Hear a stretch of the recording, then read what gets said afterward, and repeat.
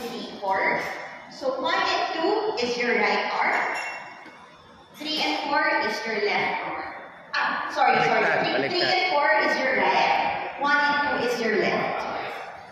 And then, pwede ko po kayo i-invite over here at the back. Dito po tayo at the back. Yes po. So dito at the back po meron tayong, so long press lang po. And then siya na yung mag-position.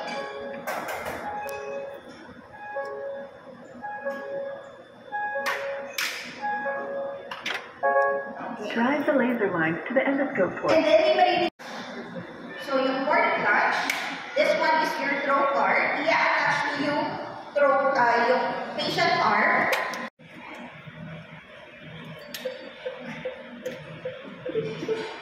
And then, point the scope at the target anatomy, then press and hold the targeting button. So, next. So,